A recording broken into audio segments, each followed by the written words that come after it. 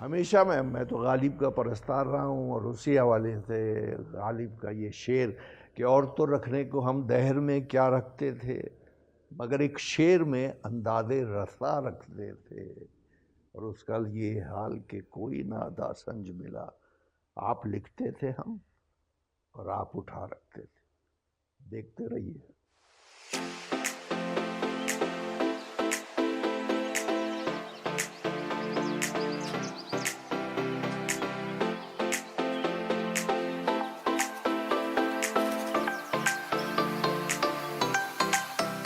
अस्सलाम वालेकुम, this is आमना। आप देख रहे हैं समथिंग हॉट। मेरे आज के मेहमान एक लिविंग लेजेंड हैं। इनकी लाइफ और करियर को कुछ अल्फाज, कुछ सेंटेंसेस में समराइज़ करना मेरे बस की बात नहीं है, नामुमकिन है बल्कि, लेकिन मैं कोशिश करूँगी। पैदा हुए ये 1942 में। पार्टीशन के बाद उन्होंने अपना करियर बहुत ही छोटी उम्र से शुरू किया रेडियो पाकिस्तान से।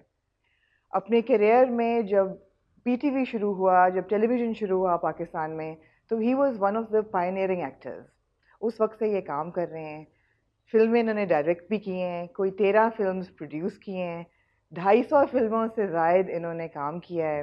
ड्रामे इतने के इमेजरेबल, मेरे ख्याल है गिनती ख़त्म हो जाती है। ऑफ कोर्स ड्रामों में लैंडमार्क इनका था अंधेरा उजाला। कोई कैसे भूल सकता है, अभी की जनरेशन्स भी वाकिफ़ हैं।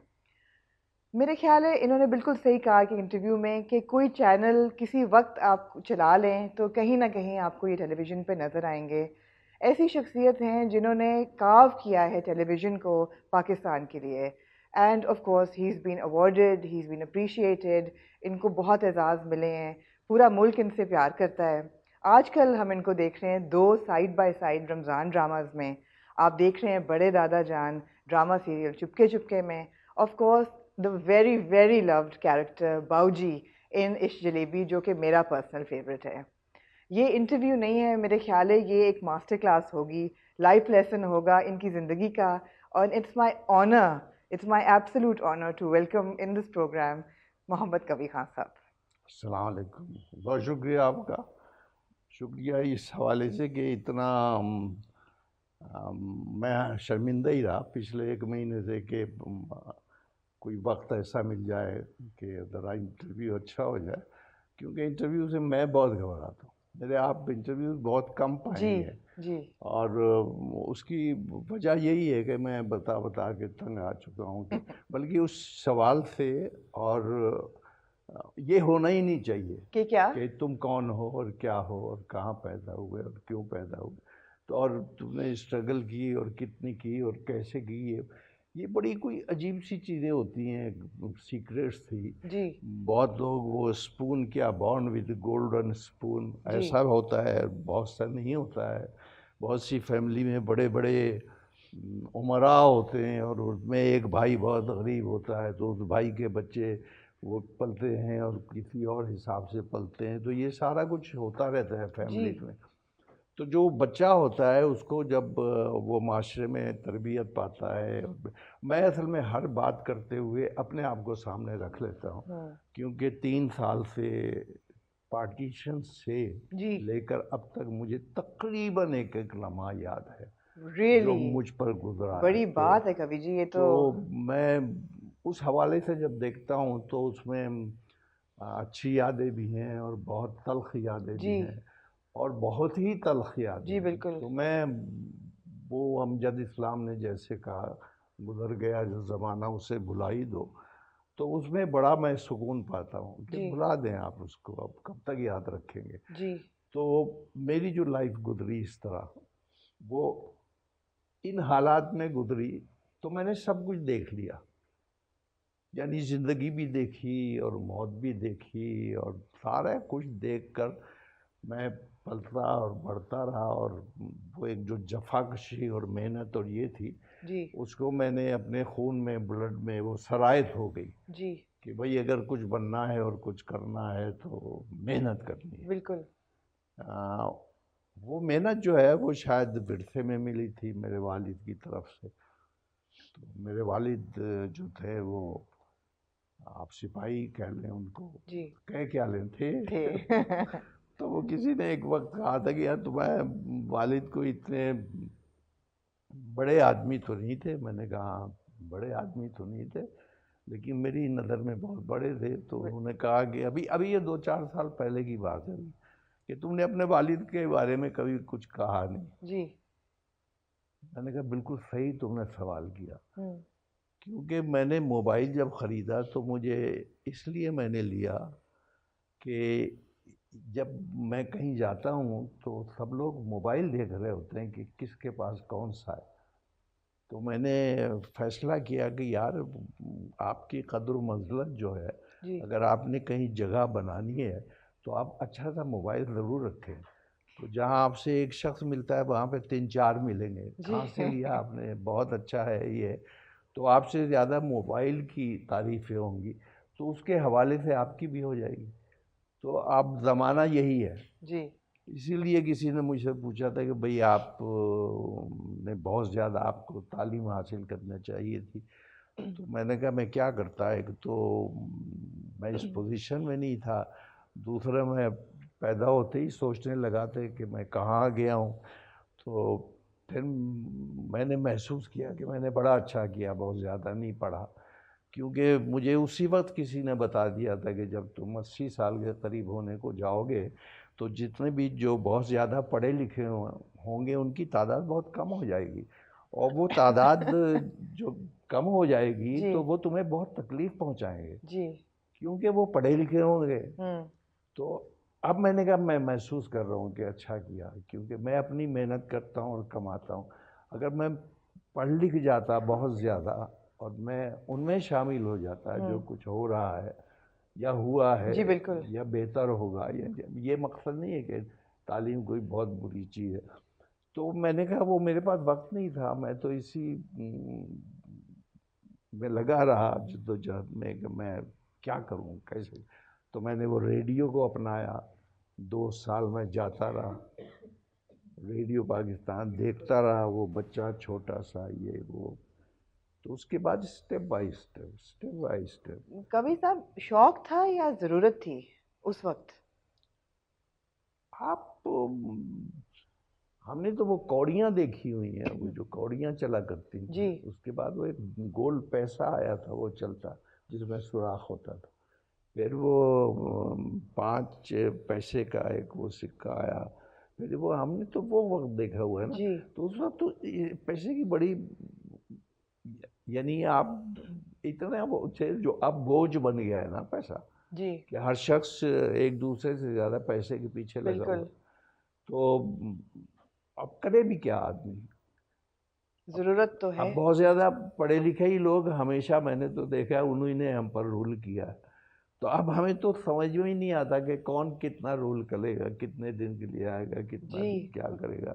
तो आदमी को दखल ही नहीं देनी चाहिए, भाई हर एक को अपना काम करें। कभी जी मुझे लगता है आपसे ज़्यादा पढ़ा लिखा कोई नहीं है, जो आपके पास एक्सपीरियंस है वो शायद किसी भी डिग्री से ज़्यादा उसकी वैल्यू है।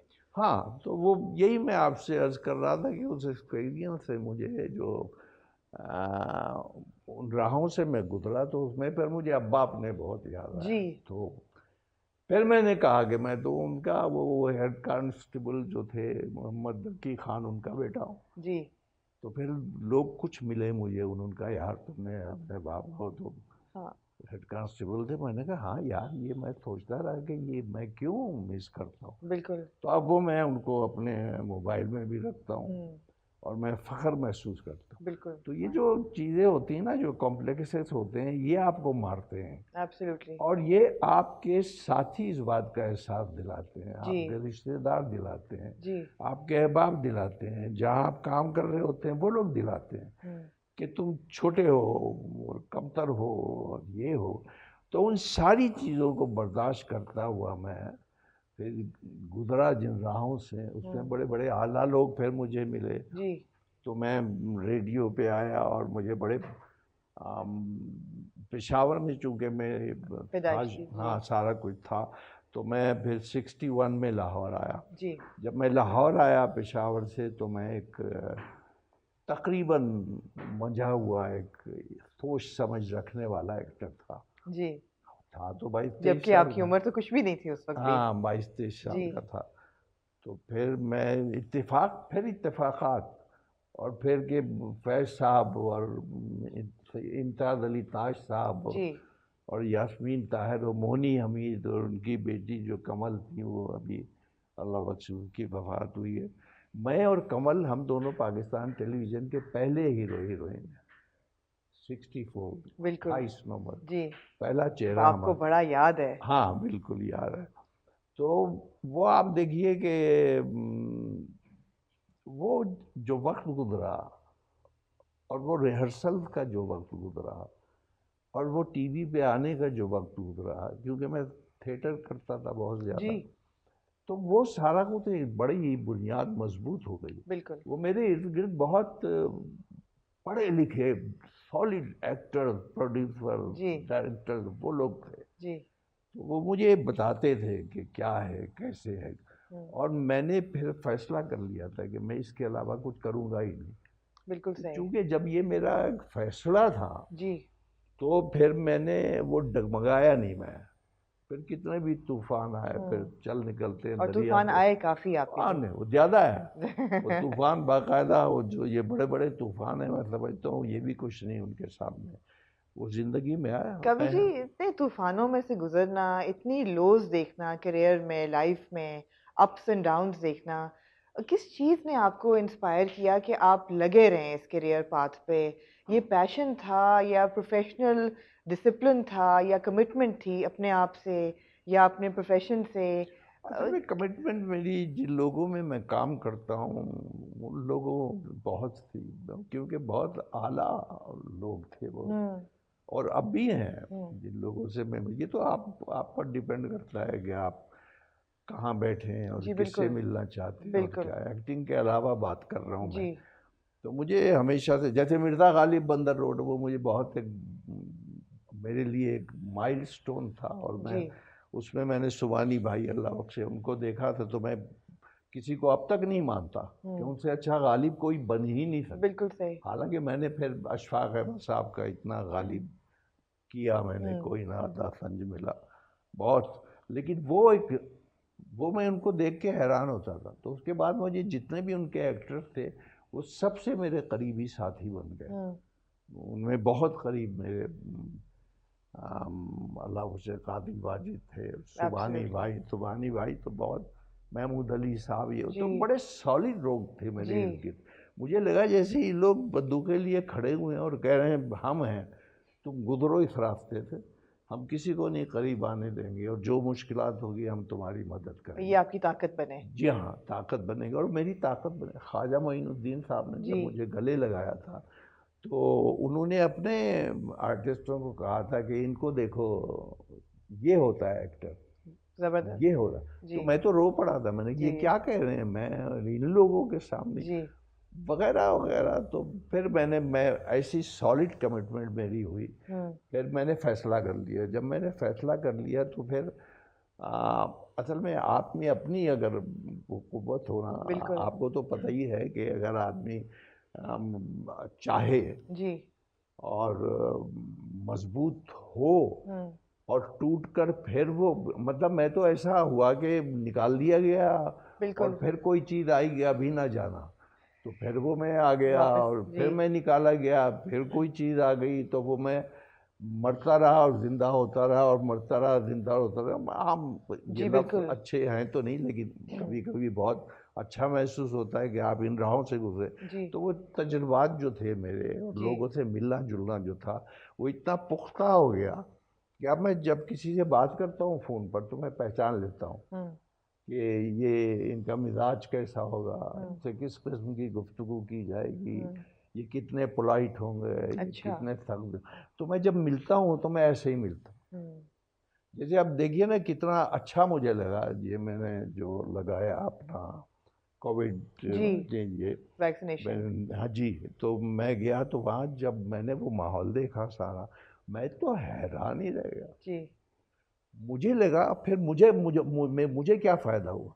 तो मेरी भी जितनी भी मुझ में डिजीजेस थी या जिनका इलाज हो चुका था वो मैंने सब उनको बता दिया ताकि कोई चीज़ रह ना रह ना जाए, जाए और मैं अपनी फाइल भी लेकर गया हुआ था।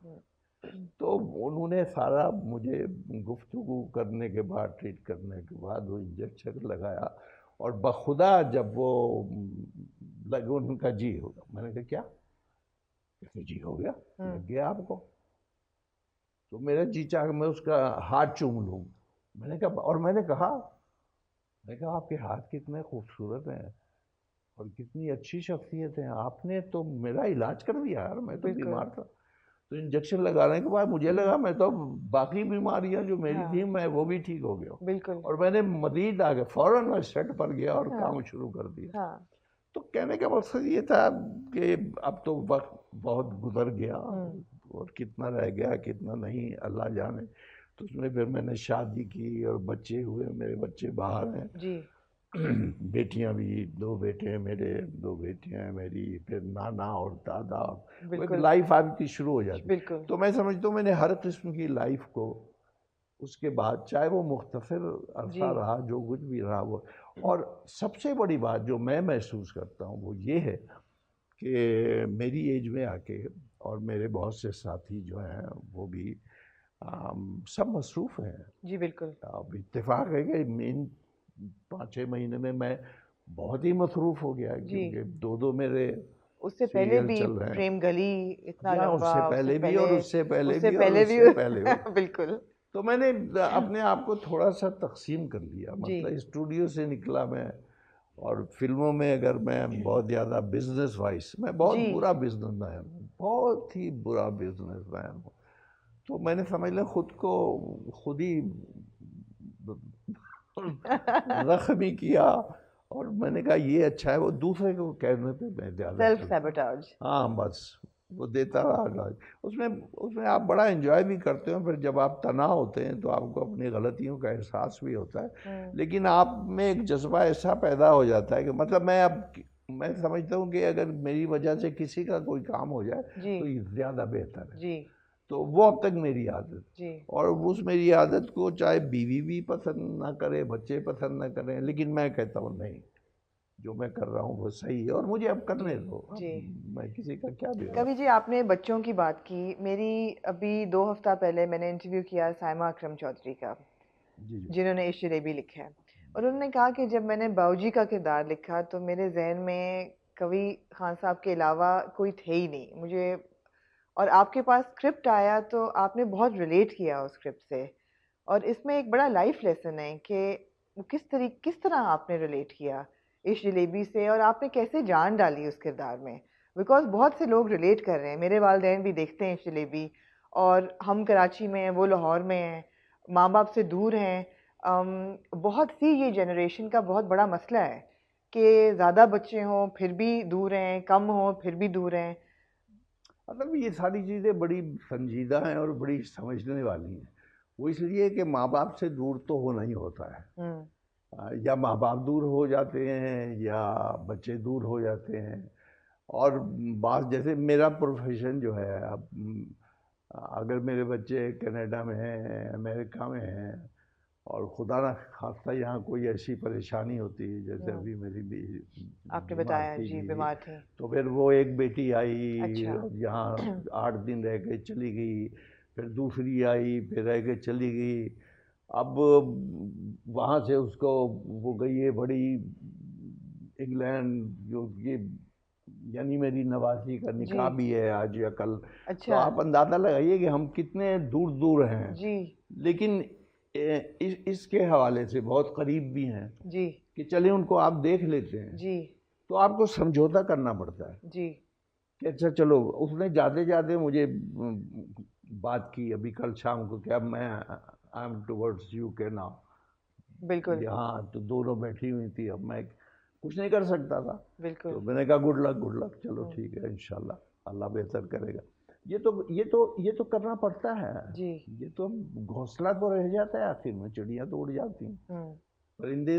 आपने इन चीज़ों का मुझ पर इफेक्ट इसलिए हुआ कि मैंने आपसे कहा ना कि जब बचपन से ही आपकी एक सोच एक तरफा हो जाती है और आप बहुत गौर से लोगों को देखने लगते हैं और समझने लगते हैं आप, तो आपको अपनी ज़िंदगी गुजारने के लिए कंप्रोमाइज़ करना पड़ता है, क्योंकि आप जैसा तो कोई होता नहीं। आपकी आदतें, आपके तौर तरीके, आपकी गुफ्तगू, चाल ढाल, सब कुछ जिस तरह आप रहना चाहते हो, वो कोई कोई नहीं आपका साथ देता। अम, और फिर आप जानती हैं कि एक लम्हा वो भी होता है 24 घंटे में जब आपको सोचना ही पड़ता है बिल्कुल। कि आखिर आपने तो रहना तो नहीं। जी। तो थोड़ा बहुत फिर आप किसी और दुनिया में भी जाने की कोशिश करते हैं। जी। जैसे हमारे नूरुल हसन है, कोई सूफियाना सिस्टम हो जाता आजकल है तो वो जब सूफी आज ट्रैक पे चल रहे चल रहे हैं। हैं और वो खूब चल रहे हैं।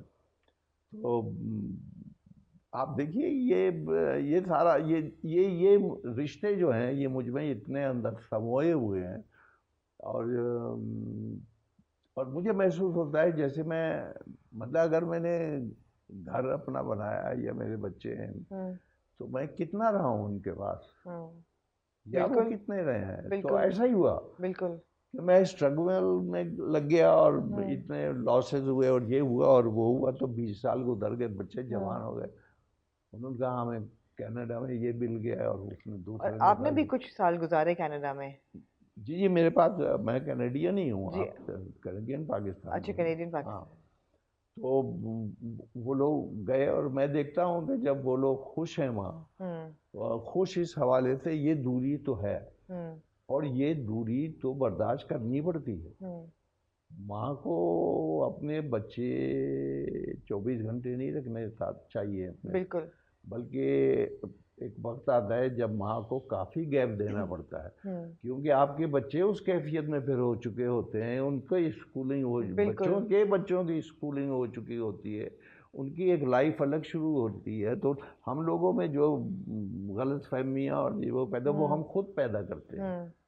भाई अगर मेरा बच्चा है या मेरी बेटी या मेरा बेटा है तो मुझे जाना चाहिए, उनसे मिलना चाहिए, जितना वो प्यार चाहते हैं वो उन्हें दे देना चाहिए। और आप अपने उसूलों पर उनको तो नहीं ना चला सकते। बिल्कुल। बिल्कुल। सिर्फ ये है कि उनको ये आपको देखना चाहिए कि वो ज़िंदगी कैसे गुजार रहे हैं। बिल्कुल। उसमें थोड़ा बहुत आपके नाम का भी दखल है, हम्म। आपके मेरे नाम से वो पहचाने जाते हैं। बिल्कुल। उसका सुख दुख जो कुछ भी है वो मुझे भी होता है, उन्हें भी होता होगा। बिल्कुल। तो यानी ख्वाहिशात पूरी तो नहीं होती हैं, नहीं तो इस होती। सिस्टम से आपको गुजरना है। बिल्कुल। तो इसलिए मुझे नहीं पता चला कि मैं बच्चों के पास कितना रहा। तो इसलिए शायद मेरे बच्चे जो हैं वो भी, मैं तो ये कहूँगा फ्रैंकली कि वो मुझे नहीं समझ सके। लेकिन अब जो मैं महसूस करता हूँ कि उन्होंने मुझे बहुत समझ लिया है और उनमें मेरे लिए बहुत ज़्यादा मोहब्बत पैदा होगी, जो कि एक बहुत अच्छी बात है।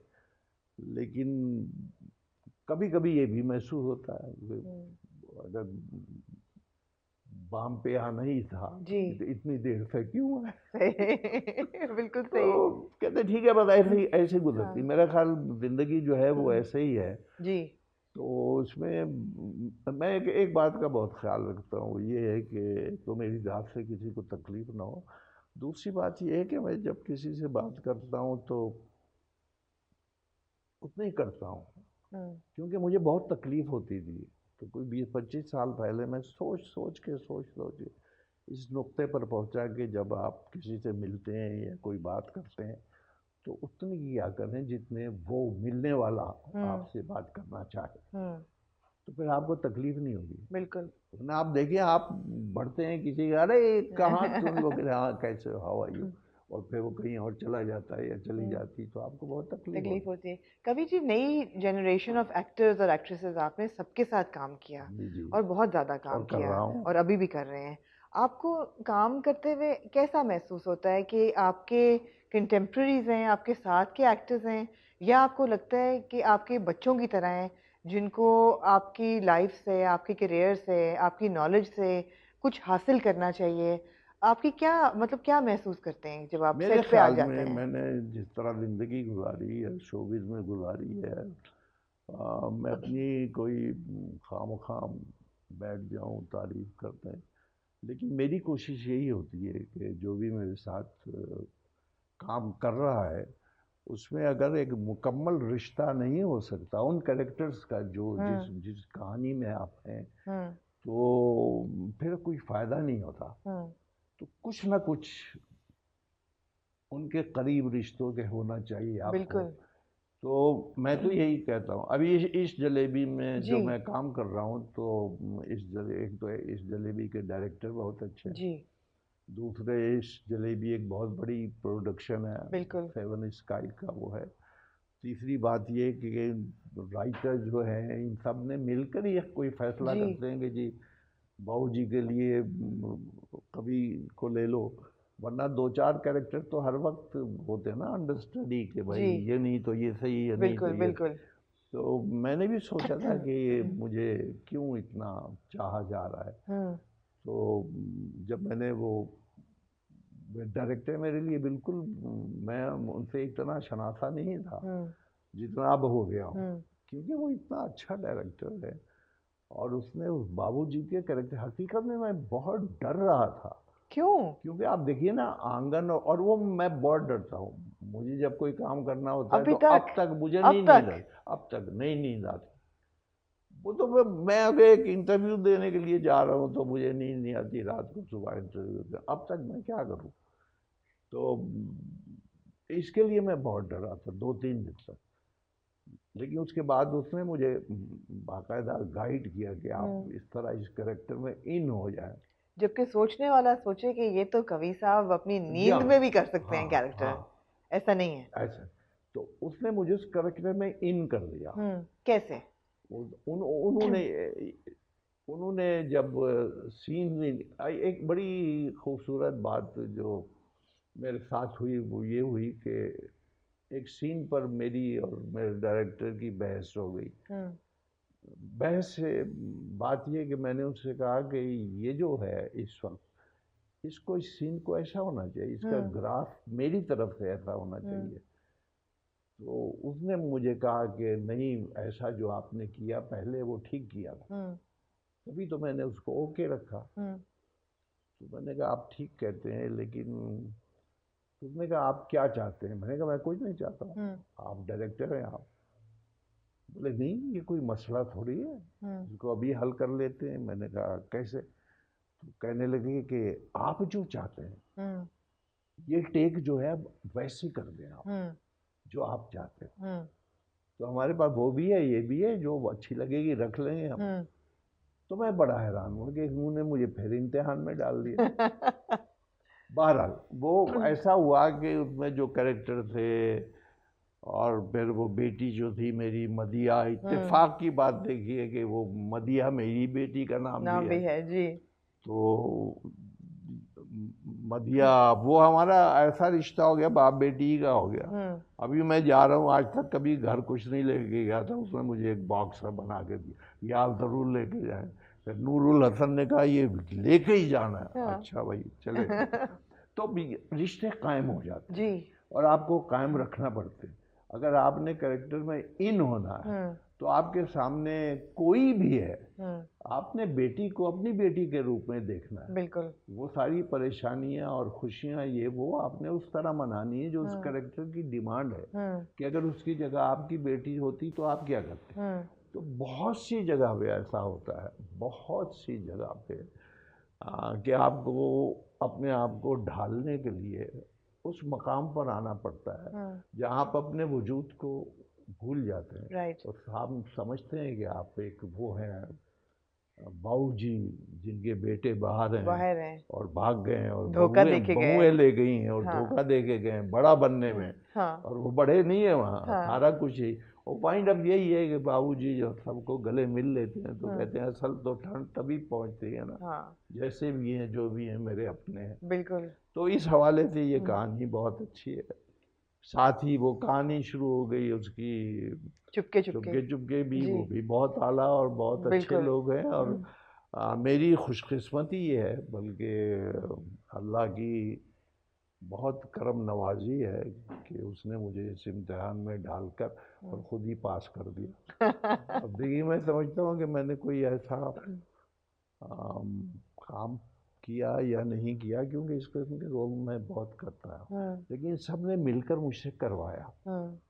और एक्टर मेरे ख्याल में कम से कम मैं मुझसे काम करवाया जाता है कि आप वहाँ तक मुझे पहुँचा दिया जाता है कि ये अब आपने इसको चलाना है, ये आप ड्राइविंग सीट पे बैठ गए, बिल्कुल। अब ये बस इसमें जितने भी कैरेक्टर हैं ये कहानी के, ये आपके हैं, उनसे आपके ये रिलेशन है। तो उसमें रिलेशन मुझे ऐसे मिल गए कि वो मेरी अपनी कहानी बन गई। बिल्कुल। अब 2 बेटे मेरे बाहर हैं, 2 बेटियां मेरी बाहर हैं, बीवी मेरी यहाँ है, हम कभी बच्चों से फ़ोन पे बात कर लेते हैं। अब इतना डिस्टेंस हो गया है, अब निकाह हो रहे हैं वहाँ लंदन में और जी, और हम जूम यहाँ पे बैठे देखे हैं जाएंगे और देखिए, जी। और वो वहाँ इस जलेबी अब्बू बहुत अच्छा जा रहा है और ये हो रहा है, और अब्बू चुपके बहुत अच्छा जा रहा है। अच्छा भाई, तो ग्रेडिंग वहाँ हो रही है बाहर, फिर उनके बाप, फिर मिलने वाले, तो बड़ा अच्छा लगता है। क्योंकि वो जो वो बचपन से जब आपका ज़हन पुख्ता होता है और इस तरफ आप जाते हैं तो आप एक घर सा बना लेते हैं अपना। वो लाशऊरी तौर पर और शऊरी तौर पर आपको बनाना पड़ता है, और उसमें आप देखते हैं कि आपके साथी जो हैं वो ऐसे रह रहे हैं, इतना खूबसूरत घर है, इतना अच्छा है, ये स्क्रीन है, ऐसा होता है। क्योंकि उस वक्त तो वो जो मेरा नाम है कल्लन खान, और वो कुत्ते वाला क्या होता है, हिज मास्टर वॉइस, उसमें जो उस पर रिकॉर्डिंग होती थी ना रेडियो पर, बिल्कुल बिल्कुल। उसके बाद वो एक टेप आई, उस पर होती थी फिर, तो वो सारे उसे मेरे जहन में होते। तो मैंने कहा यार ये जगह जो है, ये लोग जो हैं बहुत अच्छे हैं। बहुत लोगों को ये सवाल है और उठता है देखते हुए इस जलेबी को कि पोते में और नवासे में इतनी तफरीक क्यों है। बेचारे बासिम का क्या कसूर कि वो कॉन्स्टेंटली उसकी बेइज्जती हो रही होती है। हाँ, लेकिन आप हाथ। उसका लव देखिए और बाबूजी की फीलिंग देखिए उसके लिए, और उसकी फीलिंग भी देखिए कि वो करता उनको वही काम है, मगर नाराज रहता है वो बाबूजी से हाँ, मुस्तकिल। वो इसलिए कि वो भी महसूस करता है कि शायद उसके भाई जो बाहर हैं वो बहुत खुशहाल हैं, तो मैं यहाँ कैद हो गया हूँ, तो मुझे ज़रा निकलना है। बिल्कुल।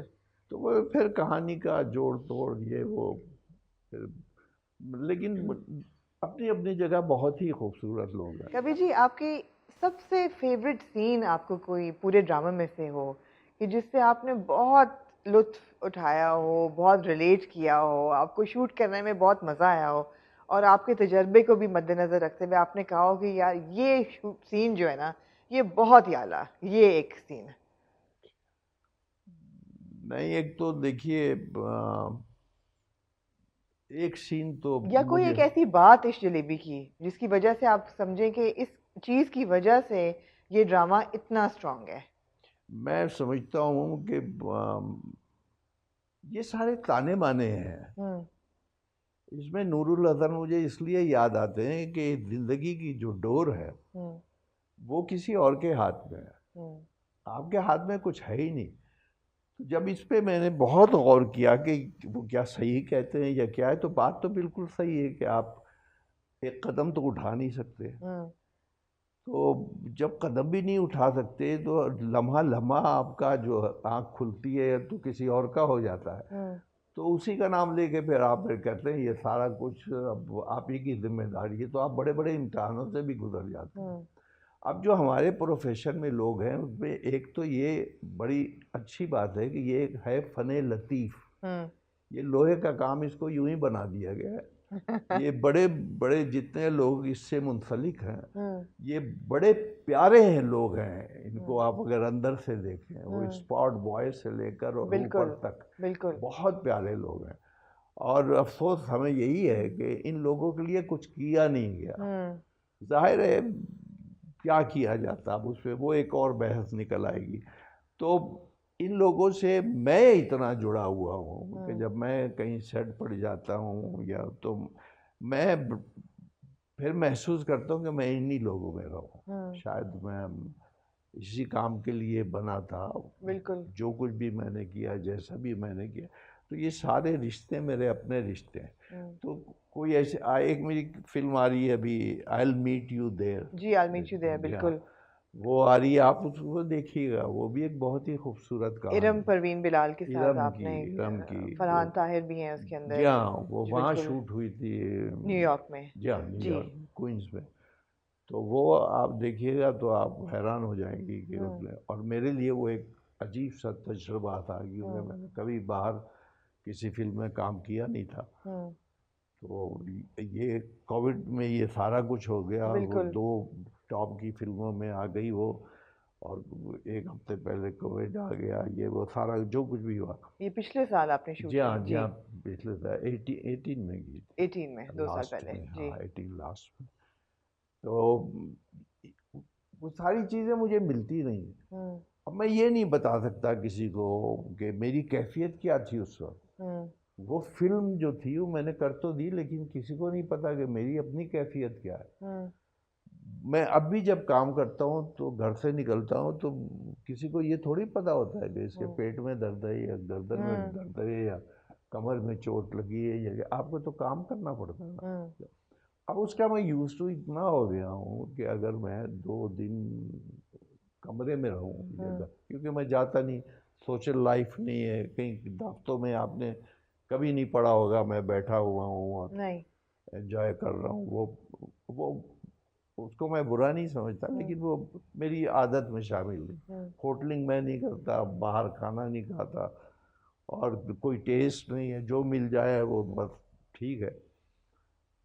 तो ये सिर्फ बात, ये मेरा रिश्ता सिर्फ इसी से है, टेलीविज़न से, फिल्म से, थिएटर से, क्योंकि मैं शिफ्ट करता रहा हूँ अपने आप को। मैंने सारी दुनिया देख ली थिएटर करके, और थिएटर मैंने हर किस्म का किया, बहुत थर्ड क्लास भी थिएटर किया और बहुत आला भी थिएटर किया, क्योंकि थिएटर से तो बड़े बड़े नाम मुंसलिक हैं, बहुत बड़े ज्यादा कहाँ बड़े लोग सीखा?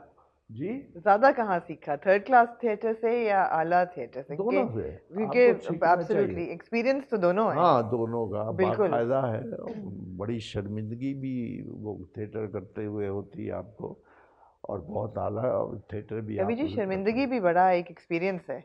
जी हाँ, बहुत एक्सपीरियंस, जी। बहुत एक्सपीरियंस। वो तो है, वो तो आपको अपनी फैमिली में ही हो जाता है बाज़ दफ़ा कि यार ये क्या हुआ, ऐसा तो कभी सोचा ही नहीं था। मगर वो बड़ा ज़रूरी है, मुझे लगता है कि किसी भी कैरेक्टर की डेवलपमेंट के लिए, इंसान के लिए थोड़ा सा गिरना भी ज़रूरी है, तभी वो फिर उठने का मज़ा आता है। जी हाँ, बहुत ज़रूरी है, बिल्कुल। बहुत ज़रूरी है, और फिर उसका लुत्फ़ कुछ और ही होता है। जी। आप देखें ना, आपको जैसे मेरे ख्याल कोई हीरा मिल जाए या कोई ख़जाना मिल जाए, उसकी खुशी नहीं होती जब आपको कुछ फ़ोन आता है कि क्या खूबसूरत काम किया जी। आपने, तो बस तबीयत बहाल हो जाती। इसीलिए तो सारी चीज़ें जो थी मेरी फैमिली का हिस्सा बन गई थी, और मैंने बिल्कुल। कहा ऐसा घर होगा। अब वो मेरी अजीब सी किस्मत थी, या जो कुछ भी था वो मेरी स्ट्रगल थी कि घर तो बन गया, सारा कुछ हो गया, हर चीज़ हो गई, लेकिन मैं ज़रा सा जुदा हो गया। तो उस दूरी, वो जो फासले हैं वो काफ़ी बढ़ गए और पैदा बिल्कुल। हो गए। बिल्कुल। तो उनको करीब लाने के लिए मेरे पास कोई ऐसी चीज़ थी नहीं, क्योंकि वक्त बहुत गुजर गया। जी। या तो मैं फौरन आता और एक्टर बन जाता, और बारिश होती और ये होता और वो होता और चला जाता, तो लेकिन मैंने सारा लम्हा लम्हा मेरा ख्याल बहुत मेहनत से गुजारा। और अब भी आप देख लीजिए कि बिल्कुल। मेरा, आप देखिए कि कितने साल पर मोहित हो गया ये मेरा काम। कोई, आई एब्सोल्युटली। एम 79 नाउ, तो अब मैं 80 जी, पे जा रहा माशाल्लाह। हूँ माशाल्लाह। जी। तो बड़ा काम किया, कवि बहुत जी, काम। What keeps you going on a more real level? मतलब है कि 79 80 ईयर ओल्ड को हम देखते आई हैं। डोंट नो, बानो कुसिया आपा ने, मेरे बड़े अशफाक साहब और बानो आपा, वो हमारे घर में मियाँ बीवी का झगड़ा भी हो जाता था, तो हम ना करीब तरीन वही थे, तो हम चले जाते थे मॉडल टाउन में, और वो हमें समझाते, तो हमें लगता था जैसे हम कोई फतह करके कोई चीज़ आ गए, इतना हम धुल जाते थे और वो अच्छे हो जाते थे। तो बानो आपा ने एक प्ले लिखा था, मंजिल ब मंजिल, तो उसमें वो एक शख्स की कहानी थी कि वो जहाँ जाता है और वो कोई चीज़ पाने लगता है कुछ, तो उसको कुछ फील होता है कि ये तेरी मंजिल नहीं है, अभी तूने और आगे जाना है। तो वो फिर वहाँ से निकल जाता है खुद ही चुपके से, तो किसी और जगह जाता है, पड़ाव डालता है, फिर वहाँ भी उसको एक आवाज़ आती है कि ये तेरी अभी मंजिल नहीं।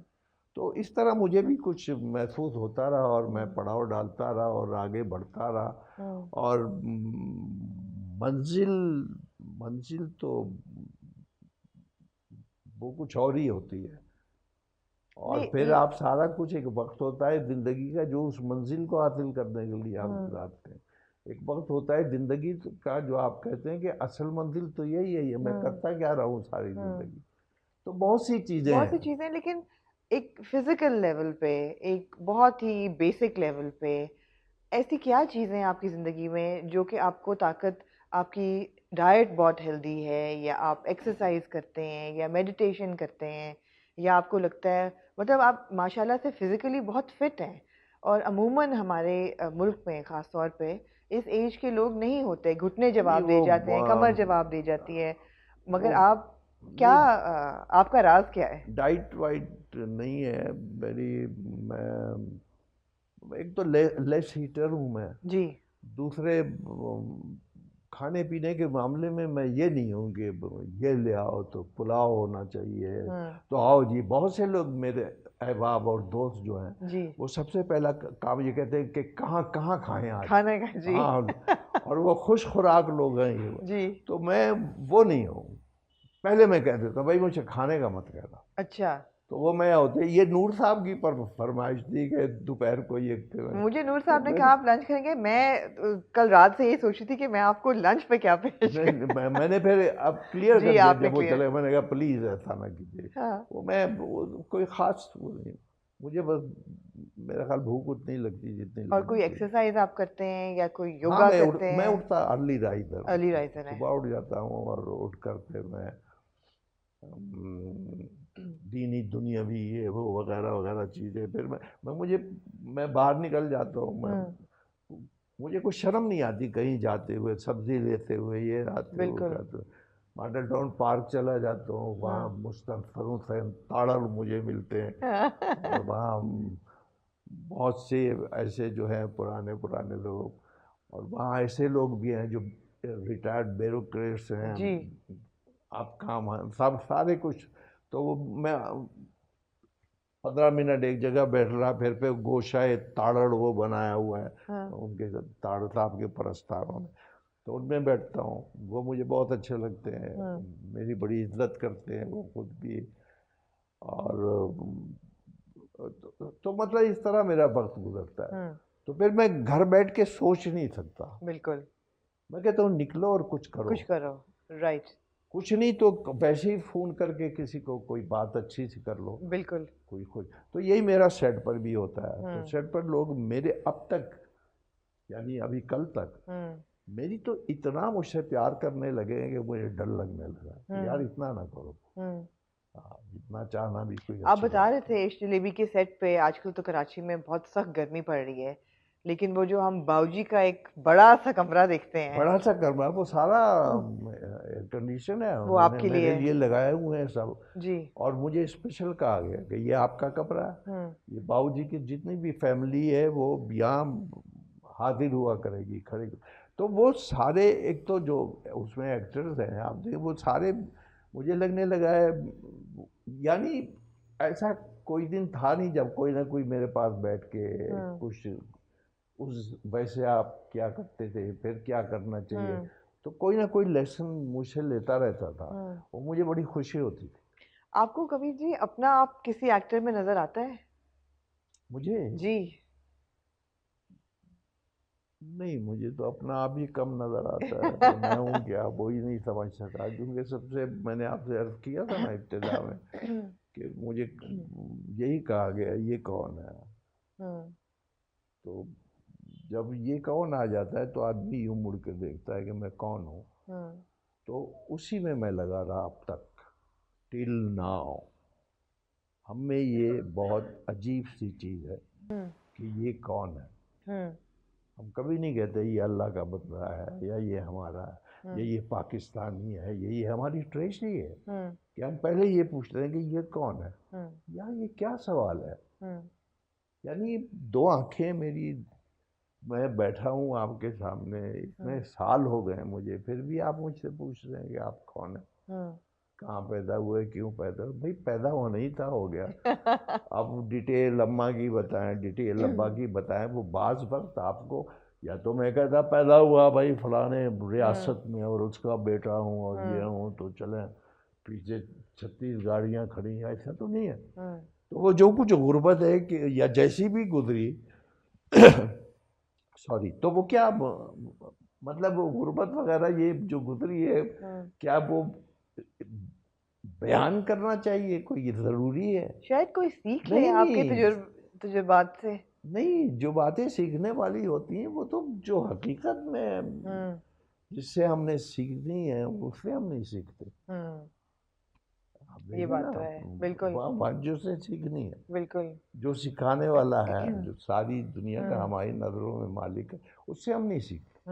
तो हम एक दूसरे को क्या सिखाएंगे?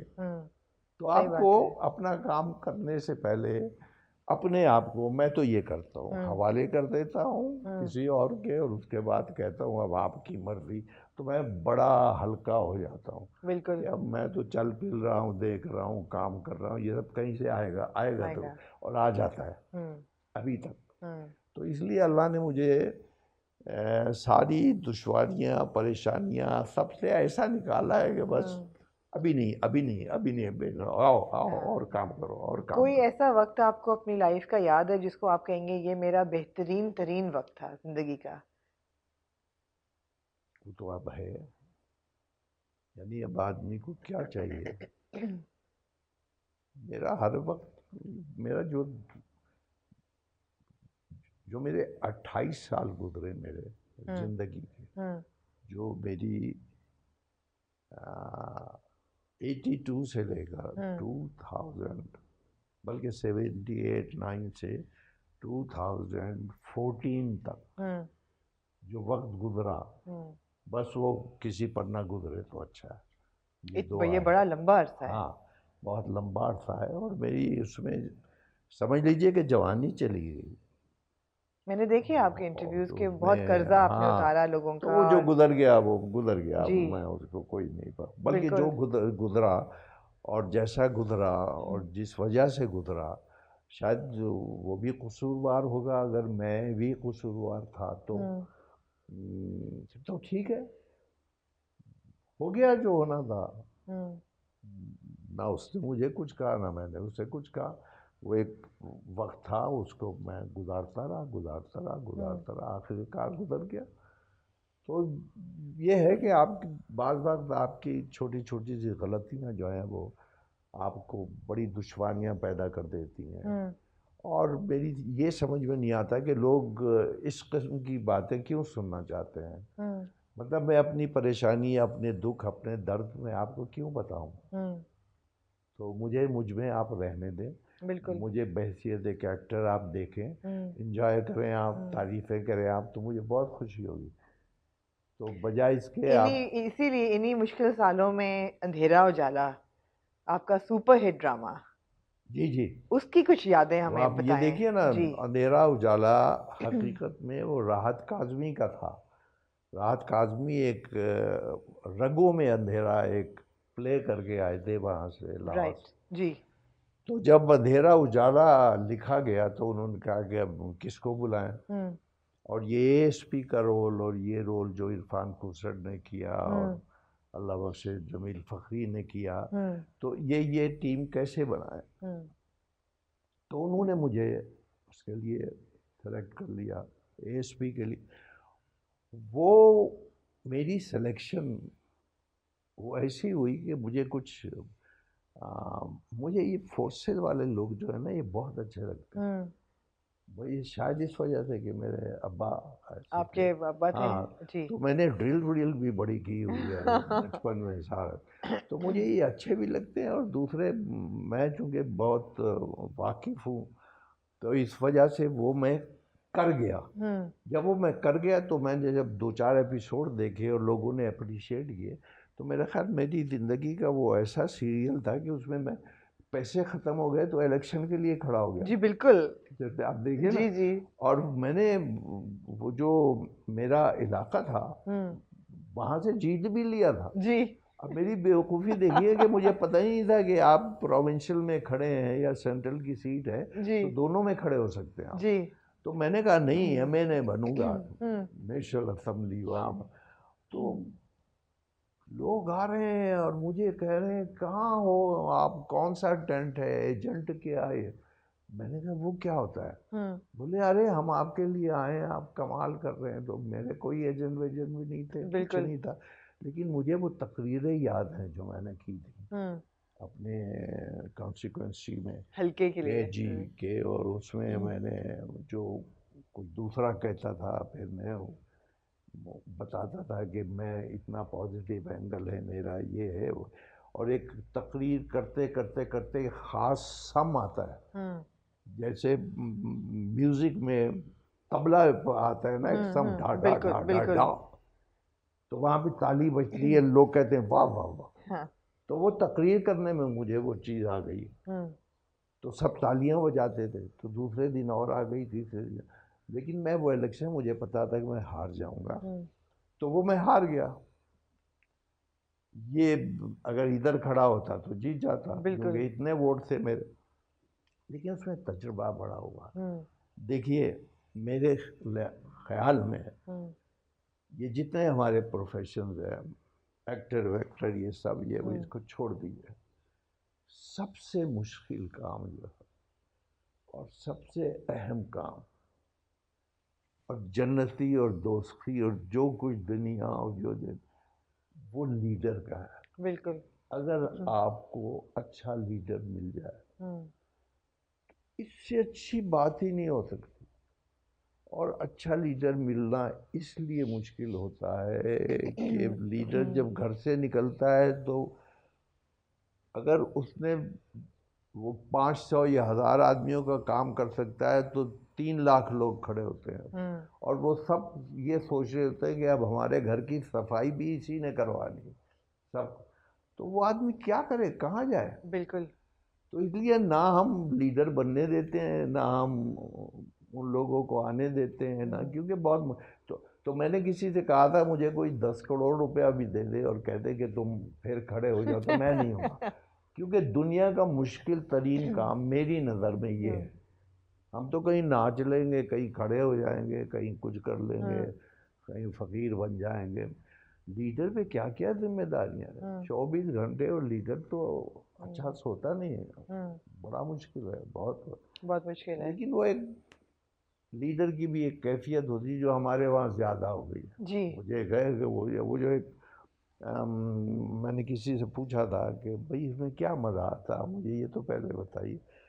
तो उन्होंने कहा कि देखो आपको पता नहीं, जब हम निकलते हैं और फिर हमें यूं किया जाता है और उसके बाद हम फिर आगे जाते हैं, फिर दरवाज़ा खोलता है, फिर ड्राइवर आता है, फिर हमें बिठाता है, फिर हमारी गाड़ी पे वो झंडा लहराता है और हम जा रहे होते हैं और लोग इधर उधर देख रहे हैं। तो कितना, आपको क्या पता पावर है ना, नशा पावर पावर। पावर का नशा तो वो जो नशा होता है वो ऐसे ही है जैसे बानो आपा ने एक खेल में लिखा था, एक खेल एक फनकार, कि वो एक्टर जो है वो अपनी वार्डरोब से गुजरता था, तो गुजरते गुजरते उसको एक टेलीग्राम मिलता है, उस पर लिखा होता है रीच थून वाइफ सिक।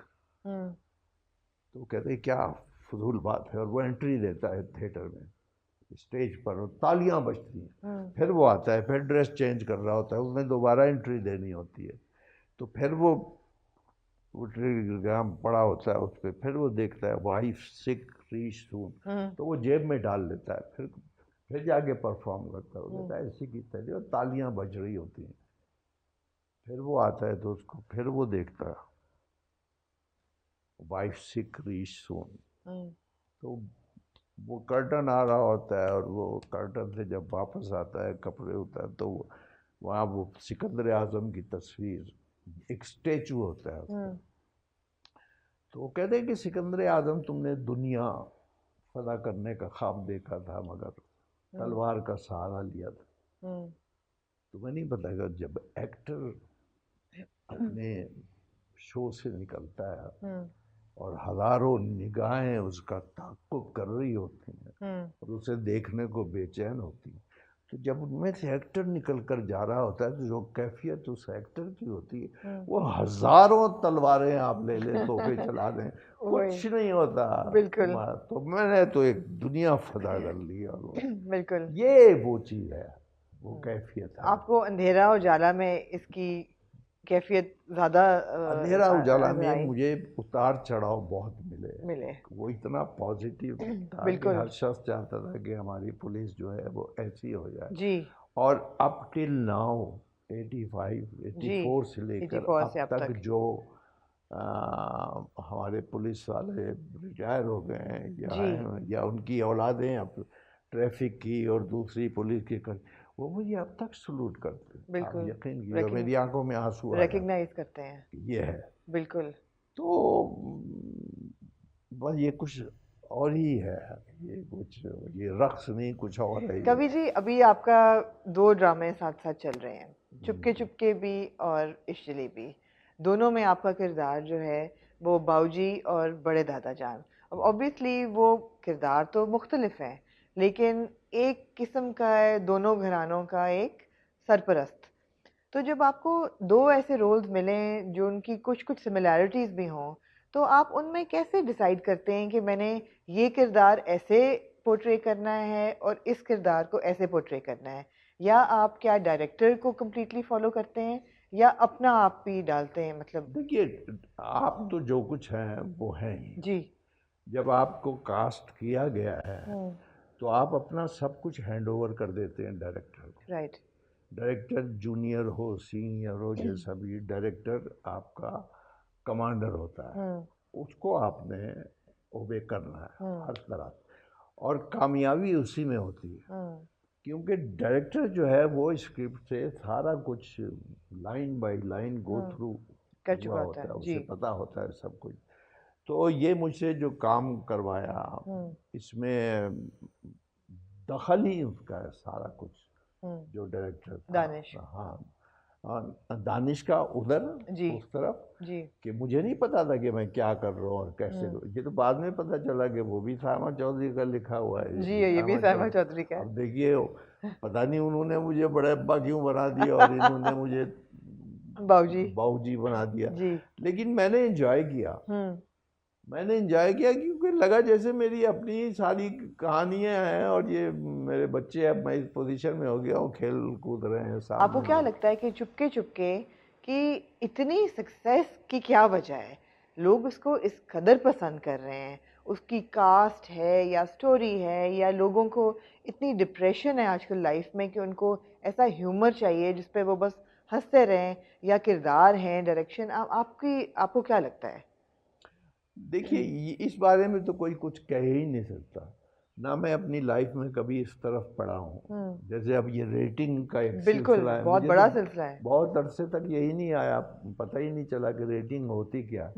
ये बाद में पता चला। मुझे तो यही नहीं पता कि मुझे उधर क्यों कास्ट किया गया और उन्होंने मुझसे क्या काम लिया और इधर इस जलेबी में कास्ट करने की क्या वजह। ये तो उधर वो दानिश था और इधर ये वजाहत हुसैन थे, दो अपनी अपनी जगह कमांडर थे। बिल्कुल वो खेल दे। अब आप उसमें ये नहीं कर सकती कि उसकी वजह क्यों है कि उसको 1 करोड़ लोग फॉलो कर रहे हैं और इसको 80 लाख कर रहे हैं या 70 लाख कर रहे हैं। ये पता नहीं क्या गेम है, ये मुझे नहीं समझ में आया। नहीं, लेकिन मैं लेकिन आप मुझसे पूछेंगे जी, आपके किरदार में आपने क्या वार्डरोब अलग अलग रखी या लुक अलग अलग आपने खुद डेवलप की? नहीं, वो लुक वगैरह क्योंकि उसके साथ तो बहुत ज़्यादा वो हुआ। वो कोई 4-5 दफ़ा तो मैं उसके लिए आया। किसके लिए? उसके लिए, चुपके चुपके चुपके चुपके के के लिए। लिए। जब मैं आया तो मुझे पता ही नहीं चलता, दूसरे दिन मुझे वापस जाना पड़ता था। कभी कोई बीमार हो जाता था, कभी कोई बीमार हो जाता था, कभी तो मैं भूल ही गया था सब कुछ। लेकिन मेरे उन्होंने ड्रेसर रख लिए थे अपने पास, ये वो दानिश को या उन लोगों को सबको याद था कि मैं कहाँ बैठा था, कैसे बैठा था, क्या टोपी पहनी थी और क्या था। तो ये उनका काम था। बिल्कुल जो सही। भी तो उसमें मेरा कोई दखल ही नहीं था। बिल्कुल। यहाँ जो है, यहाँ भी मेरी वार्डरोब, वो मेरा रूम जिसकी आप तारीफ, ये सब चीज़ बिल्कुल अलग थी। एक तो आप ये कह सकती हैं कि मुझे इतनी फैसिलिटीज और इतना इत्मीनान से मुझे काम करवाया ही नहीं गया और होता ही नहीं है। क्योंकि होता ये है कि बस जल्दी से आओ और एक मशीन स्टार्ट करो और जब तक उसका ऑयल ख़त्म ना हो जाए लगे रहो, उस बार लगे रहो और उसके बाद आप 6 दिन का काम 2 दिन में करके दे दो और कहो।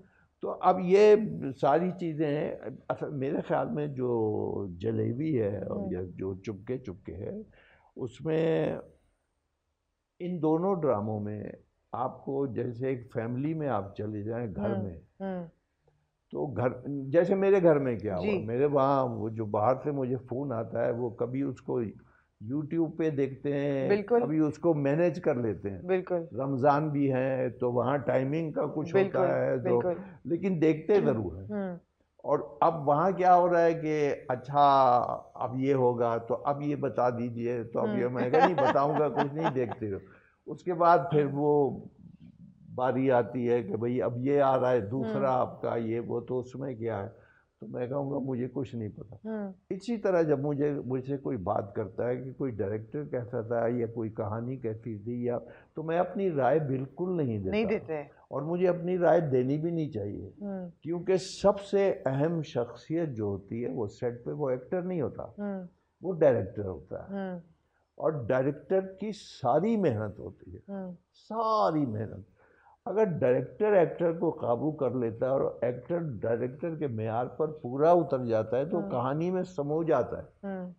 क्योंकि राइटर लिख कर दे देता है, तो क्योंकि हमारे वहाँ तो ऐसी डिस्कशन नहीं होती। बाहर के मुल्कों में तो 10-15 दिन आपके लिए बुक किया जाता है, रीडिंग्स होती हैं और मीटिंग होती है और एक एक कैरेक्टर का आपको पता होता है। फिर डायरेक्टर से आपकी मुलाकात नहीं होती उन 15 दिन के बाद, वो सेट पर ही होती है। बिल्कुल। तो एक दूसरे से कैरेक्टर्स के बारे में कोई बात ही नहीं करता क्योंकि उन्हें पता होता है। हमारे वहाँ तो पता नहीं होता। नहीं। हमारे वहाँ तो डायरेक्टर बड़ी मेहनत करता है क्योंकि यहाँ लोग ही इकट्ठा नहीं होते। तो किसी को प्रॉब्लम, तो हकीकत में जो सबसे अब इनको मैं डायरेक्टर को देखता हूँ ना, हम तो चले जाते हैं, सब कुछ चले, ये कहीं आखिर में जाते हैं ये भी सोच के कि कल अब क्या करना है और किसको किस वक्त बुलाना है, किसने किस वक्त आना है। तो हकीकत में ये जो डायरेक्टर्स हैं ये बहुत अहम होते हैं। आपने सारा अपना क्रेडिट अपने डायरेक्टर्स को दे दिया। सारा दे दिया, बिल्कुल, और मुझे देना चाहिए। कुछ नहीं आपने रखा अपने लिए। नहीं, मेरे लिए ये फैक्ट है। इसमें शायद लोग मजाक कर रहे हैं, कुछ बड़े बड़े एक्टर हमारे कुछ कहें या नहीं, मैं इन चीज़ों को मानता नहीं। मैं मानता हूँ कि जो कमांड है जिसकी, उसने आपको क्यों लिया? नहीं कवि जी, लेकिन आप अपने आप को अब अंडर एस्टिमेट तो नहीं कर सकते। नहीं, अंडर एस्टिमेट ही करना बेहतर रहता है जिंदगी में। बड़ा 2 साल पहले लक्स स्टाइल अवार्ड्स के स्टेज पे फिरोज ने अपना अवार्ड आपको डेडिकेट कर दिया। आपकी वो तो मैं, वो लोग समझे होंगे कि शायद पता नहीं क्या समझा लोगों ने, लेकिन मैं बड़ा हैरान हुआ। क्यों? मैं हैरान इसलिए हुआ कि फिरोज कोई इतना ज्यादा मेरे करीब नहीं है और वो पहले भी नहीं था, सिवाय इसके कि जब वो मुझे किसी सेट पर देखता था तो फिरोज यूं हो जाता था, सर कैसे हैं आप, सर ये। तो मैं सोचता था ये शायद मजाक करता है या क्या। फिर एक दिन मैंने उससे कहा भी, यार तुम बहुत अच्छे हो, तुम क्यों ऐसा करते हो? नहीं, आपके सामने तो मैं किसी को खड़ा नहीं होने दूंगा। तो ये मैं कहा यार नहीं, ऐसा ना करो ये। तो उस दिन वहाँ लक्स स्टाइल अवार्ड पे, लक्स स्टाइल है क्या था? स्टाइल जी। हाँ, तो वो एक हाथ आया, उसने मुझे पकड़ा जब इसकी अनाउंसमेंट जी बिल्कुल।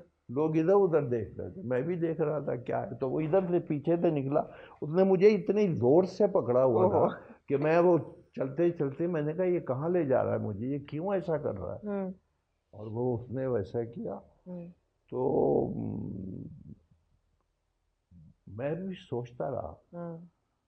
फिर मैंने कहा कि ये बहुत बड़ी बात है, बहुत बड़ी ग्रेटनेस है उसकी, फिरोज की। और फिर मैंने अंदाज़ा लगाया कि जो हमारे हीरोज़ हैं वो किसी से कम थोड़ी हैं। हमारे तो 1-2 एक्टर इधर उधर चले जाते हैं तो तूफान बर्पा कर जी बिल्कुल। ये तो आप मानते हैं ना? बिल्कुल बिल्कुल। ये है कि हम कहते हैं कि चलो अब हम वो घर की बिल्ली जो है वो ऐसे ही म्याऊं म्याऊं म्याऊं तो लोग इतनी वो अहमियत नहीं थे, लेकिन हकीकत में हमारी हीरोइंस इस वक्त भी बिल्कुल और हमारे जो हीरोज़ हैं वो इस वक्त भी बहुत आला है, बहुत आला काम करता है। हमारे पास डायरेक्टर्स जो हैं बहुत, हमारे पास सब कुछ है, बहुत अच्छा है, लेकिन हमारे साथ कुछ ट्रेजेडीज होती रहती हैं। मतलब अब जब फिल्म का दौर आया था तो देखिए इतनी फिल्में कितनी पाइपलाइन में लगी हुई है। कभी जी टिश बटन में भी आपने काम किया है? हाँ, टिश बटन में, उसमें और अंदाज में काम किया है, इसमें और अंदाज में काम किया है। और फिर कासिम अली मुरीद के साथ आपने प्रेम गली में भी किया। प्रेम गली में बिल्कुल किया, उसी टीम के बल्कि साथ। प्रेम गली और उसके बाद से आपने देखा होगा कि जो ओल्ड कैरेक्टर्स हैं वो बहुत ज़्यादा सामने आ रहे हैं, और यानी यंग और ओल्ड जो है उनका एक अजीब सा मिलाप हो रहा है, जबरदस्त किस्म का आपने मिलाप देखा है ये जो ऊपर नीचे जो खेल आ रहे हैं। वरना हमारी तस्वीरें या पुराने लोगों की तस्वीरें मैंने फिल्में बनाई तो मुझे पता है जी, सबसे पहले तो हीरोइन और हीरो ही होते बिल्कुल बिल्कुल।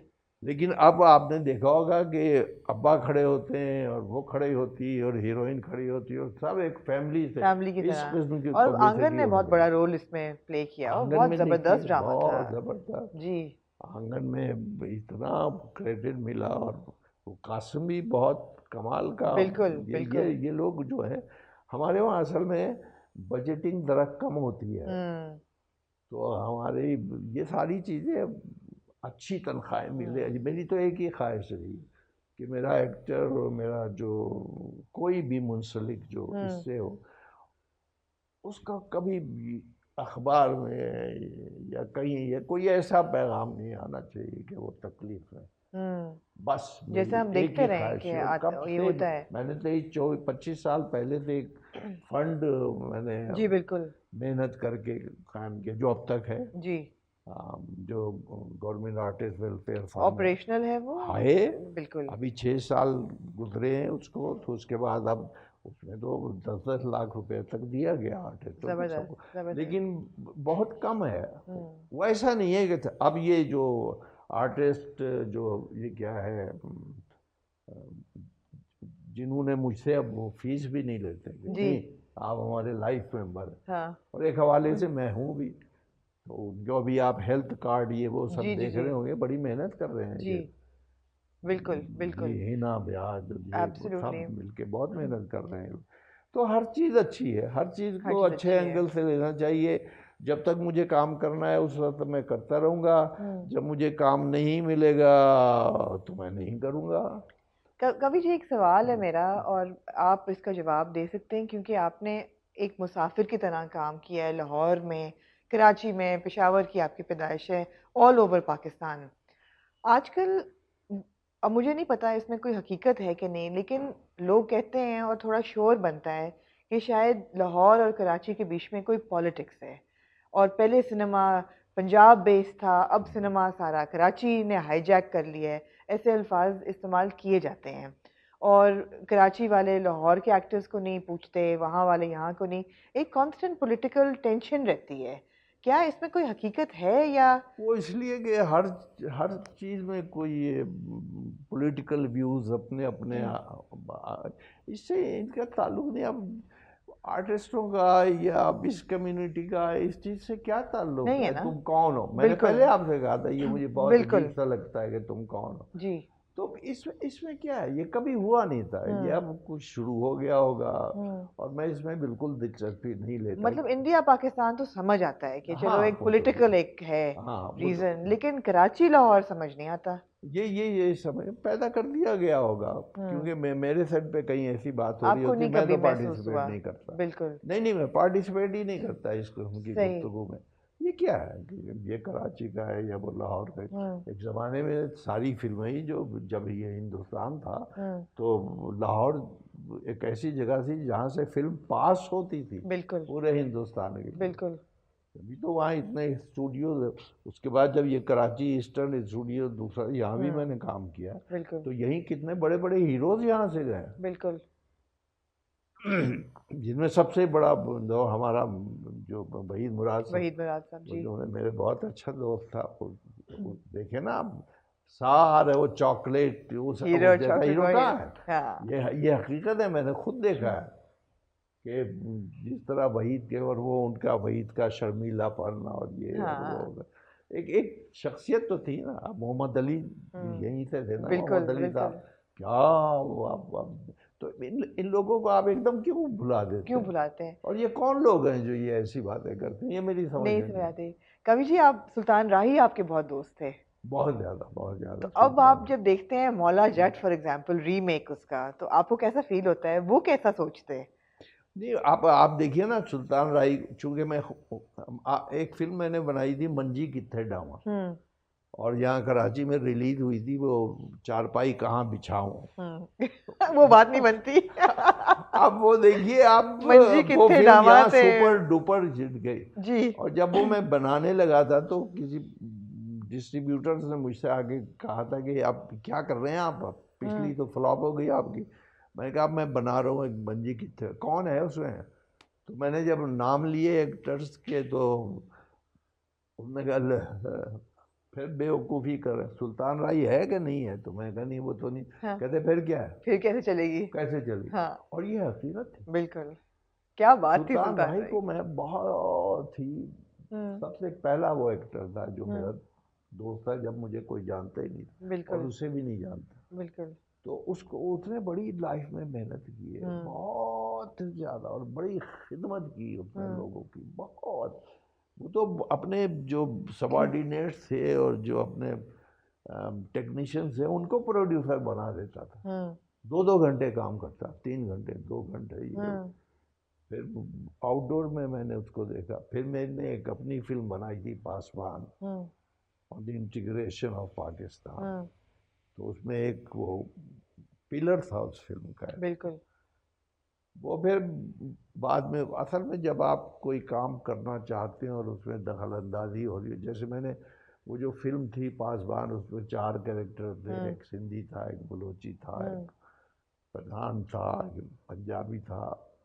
तो एक मुस्तफ़ा कुरैशी था, गुलाम मोहिउद्दीन थे, एक आसिफ खान थे, एक, हम्म तो इस किस्म के रोल थे। बिल्कुल। सुल्तान राही पंजाब को रिप्रेजेंट, और उसका वाइंड अप ये था कि वो एलिमेंट जो इनको जुदा करना चाहते हैं, ये सब उसको मिलके ख़त्म कर देंगे। खत्म करते हैं। ठीक है। कसम है शहीदों के रंगी लहू की, कसम जिंदगी की, कसम आबरू की, हम्म घर अपना किसी को जलाने न देंगे, वतन पे कोई आँच आने न देंगे। हम्म अब वो इतनी बड़ी फिल्म मैंने बना ली, और मैंने कहा कि वाह वाह, कभी ये तुमने कोई काम किया, हम्म और तो इसे अप्रिशिएट किया जाएगा, और तुम्हें अप्रिशिएट क्या किया जाएगा, वो फिल्म ही बैन कर दी गई मेरी। बिल्कुल। वो फिल्म बैन कर दी गई, तो और तो मैंने कहा ये क्या है ये सिलसिला। तो तो दिल अब ये टूट चलते जाता है, रहते ये हैं चलता सिलसिले। रहता है। तो उसमें बिल्कुल। अगर कोई ये शोशा छोड़ रहा है, इस जलेबी अच्छा चला गया, ये चुपके हम्म चुपके अच्छा चला गया, तो इसमें पंजाबी थे, उसमें हम्म उर्दू थे, ये भी ये बातें कोई ऐसी है नहीं जो है नहीं। एक अच्छा आदमी, टेलीविज़न या फिल्म हम्म देखने वाला, हम्म वो इन बातों पे गौर करेगा। हम्म ये सिर्फ वो लोग हैं जो बेचैन रूहें हैं, फजूल थी, उनका काम कोई नहीं होता। जी। उनकी शायद यही इबादत होती है कि शोशे छोड़ते रहते हैं इधर उधर। हम्म हम्म ऐसा है, ऐसा होना भी नहीं चाहिए, और है भी नहीं, और हम्म इंशाल्लाह होगा भी नहीं। इंशाल्लाह इंशाल्लाह। कवि जी, वक्त हमारे पास ख़त्म हो गया, क्योंकि आपने फ़्लाइट आपने पकड़नी है। जी। और मुझे ये डर है, आपने कहा था कि मैंने हाँ इतने हाँ बजे हाँ निकल जाना है। हाँ हाँ, और बिल्कुल। लेकिन मुझे तो समझ नहीं आ रहा मैं वाइंड अप कैसे करूं। मेरे ख्याल है कि जो जो सवाल मेरे जहन में थे मैंने आपसे पूछे। हमने जलेबी की बात की, हमने चुपके चुपके की बात की, आपकी लाइफ की बात की। कोई ऐसी बात है जो आप करना चाह रहे हो और मैंने ना पूछी हो? बस मेरी ये ख्वाहिश ये है कि हमारे मुल्क में सबसे इम्पोर्टेंट चीज़ जो है, हम्म वो ये कि जो लम्हा मौजूद है, हम्म उसकी हम कद्र नहीं करते। हम्म एक दफ़ा मैंने किसी से सुना था कि अगर आपके पास इतने सवालात हैं, और इतनी बेचैनियां हैं, और इतनी परेशानियां हैं, तो आपका जो लम्हा मौजूद है, यहाँ से शुरू कर लें कोई अच्छी चीज़। हम्म मतलब अगर आपके जहन में ये आ जाता है कि भाई हमारे मुल्क में आने वाले बच्चों के लिए, या दौर के हम्म लिए, आज जितने भी हमारे प्रोफेशन हैं, उनके लिए बेहतरी आज से हम शुरू करते हैं। हम्म तो वो हो जाएगी। हो जाएगी। हमारी कमिटमेंट्स हम्म, अपने आप से भी हमने जो की पूरी नहीं की। बिल्कुल। तो अब सबसे बड़ी जो मेरी ख्वाहिश है वो ये है कि हमारे बच्चों को, हमारी जनरेशन को, हमारे दूरियां भी ख़त्म हो जाएंगी उसमें। हम्म, लोग फिर मजबूर होंगे कि यहीं तो सब कुछ है, और हम्म, है भी। बिल्कुल। सिर्फ ये है कि बहुत से लोग उस तरफ तवज्जो नहीं देते, अफोर्ड हम्म, नहीं कर पाते कि तालीम हम्म, और ये जो अ, सबसे बेस तो तालीम ही है, तालीम और जी। उसके बाद हमारी सेहत, हम्म, हेल्थ, हेल्थ, उसमें सब आ जाता है। बिल्कुल। पॉपुलेशन भी आ जाती है, ये भी आ जाता है, वो भी आ जाता है। इन दोनों चीज़ों को अगर किसी तरह बड़े बड़े अच्छे स्कूल, हम्म, जो कि हमारे हर प्राइम मिनिस्टर की भी और इमरान खान की भी ख्वाहिश है जी। कि ये दो चीज़ें मुफ्त से ही हो जाए। हम्म, तो बच्चा घर से निकले, उसको एक शौक पैदा हो कि मैंने ये स्कूल जाना है। जाना है, और बिल्कुल। हाँ, तो बहुत सी हमारी चीज़ें हैं जो अब थ्रू NGOs और ये वो बिल्कुल, हम करते ही रहते। बिल्कुल। तो खुद मैं एक सोच लूँ कि मैंने एक दो बातें आज अच्छी करनी है, हम्म, तो अगर मैं जाऊँ और कोई देख के मुझे मुस्कुरा भी दे कि आपने बहुत अच्छा काम किया, मैं कहूँ थैंक यू, बहुत शुक्रिया, तो बिल्कुल, उसकी मुस्कुराहट ही मेरे लिए बड़ी हो जाए। तो बिल्कुल। अगर मैं यही सोचूं कि भाई अब मेरे पास काम नहीं है, मैं अब लोगों के चेहरों पर मुस्कुराहट दिखाऊंगा, तो उस एलिमेंट को ख़त्म कीजिए, बिल्कुल। उन रिश्तों का तकद्दुस और उनको हम्म, बहाल कीजिए। हम्म, ये हमने अपने रिश्ते, अपना सब कुछ, इसका कसूरवार कोई नहीं है हम्म, सिवाय हमारे हमारे अपने आप के। हमारे और उसमें सबसे इम्पोर्टेंट चीज़ है वो दो, जब आपस में मुलाकात होती है, हम्म, मियाँ और बीवी, हम्म, वो है उस गाड़ी को चलाने वाले। हम्म, और अगर वो सोच समझ के चलाएं हम्म, और बाकी दखल अंदाजी ना हो जो इधर उधर से फैमिलीज में होती है, हम्म, तो बड़ी अच्छी लाइफ गुजर सकती है। हम्म। बस ये चंद ख्वाहिशात हैं, और वैसे तो हज़ारों ख्वाहिशें ऐसी कि हर ख्वाहिश, हर ख्वाहिश लेकिन पे। अब मैं ये देखता हूँ कि काम मैंने ज़्यादा कर लिया है या अभी कम किया है। आप क्योंकि बताएं आगे आपका क्या प्लान है इस साल का? पता नहीं मुझे, वो तो दौड़ तो ऊपर वाले के हाथ में, कहीं ना कुछ पे करने को आ जाएगा। बिल्कुल, हाँ, बिल्कुल। क्योंकि ना अब्बा खत्म होंगे, ना दादा खत्म होंगे, ना नहीं, खालू नहीं, खत्म होंगे, नहीं, नहीं, हम तो कहीं बल्कि ईद ड्रामों को मिस करेंगे जब ये हाँ, खत्म हो जाएंगे।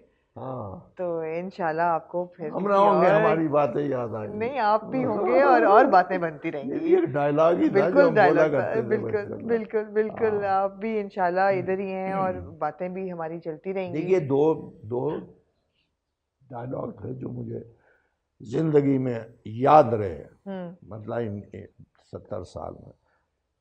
एक तो एक फिल्म में था कि वो बाप बेटी को कहता है हम्म, कि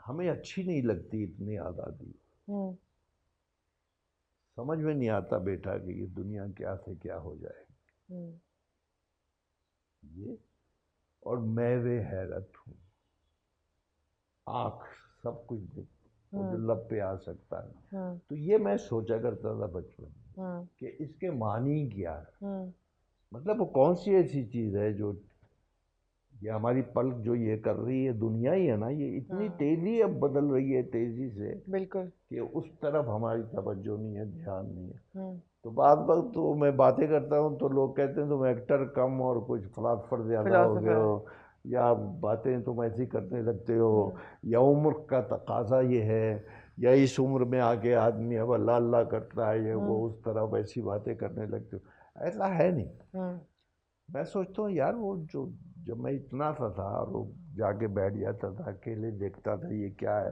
लाल पीली रोशनी, तो उस वक्त भी मेरी सोच शायद ऐसी ही थी। हम्म, तो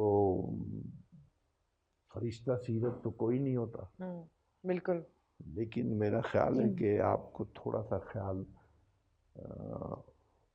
अपना भी करना चाहिए हम्म, और दूसरों का भी करना चाहिए, बिल्कुल। और अपने अहबाब का भी। देखिए, आप अपने घर को अगर चाहें हम्म, तो साफ सुथरा रख सकते हैं, बिल्कुल। उसके बाद आप गली मोहल्ले को भी रख सकते हैं, हम्म, उसके बाद आप शहर को भी रख सकते हैं, अगर बिल्कुल, आप चाहें। अगर आप चाहें। तो हम चाहते नहीं ना, तो हम अब ये कोशिश करें कि करें हम कि चाहें, बिल्कुल हाँ। सही है। कबीर साहब आपका बहुत शुक्रिया, आपका बहुत शुक्रिया, आपने वक्त निकाला। थैंक यू वेरी और मच। मैंने सुना ही था कि कोई किसी चीज़ की इतनी आस लगाए तो फिर वो ऊपर वाला उसको कर ही देता है। आप कल जा रहे थे, फिर आप रुक गए, रुक गए, मेरी लक हाँ। थी और आप मुझे मिल हाँ, गए। नहीं वो इसलिए था सारा कुछ, मैं खुद परेशान हो रहा था कि मैं वक्त क्यों नहीं दे पा रहा। वो इसलिए था कि मैं इसलिए मुतमईन था कि मैं जान के नहीं कर रहा था। हाँ बिल्कुल, वो तो हो हाँ रहा था। बिल्कुल ही, और एक एक लम्हे का आपको पता भी हो रहा था जी। कि क्या हो रहा है क्या नहीं। बाकी तो सबसे बड़ा डायरेक्टर तो ऊपर है, ऊपर है। तो डायरेक्टर के हाथ में दे दिया सब कुछ तो इस जलेबी का डायरेक्टर भी आज चला गया और नूरुल बिल्कुल, हसन भी आज लाहौर चले वो गए। भी चले गए। ईद वीद मना के सब लोग फिर वापस आएंगे। और आपका बहुत आपको बहुत भी शुक्रिया, बहुत, बहुत और अच्छा लगा आपके आपके साथ बैठ के। ये जो हमारे भाई बैठे हुए हैं टेक्नीशियन, जिनके मैं बहुत करीब तो नहीं हूँ लेकिन इस हवाले से करीब हूँ कि ये तो मेरे अपने फील्ड के, तो इन सबको भी ईद मुबारक। और हमारी अपनी जो कौम है जी, उनको भी मुबारक। बहुत शुक्रिया आपका, थैंक यू।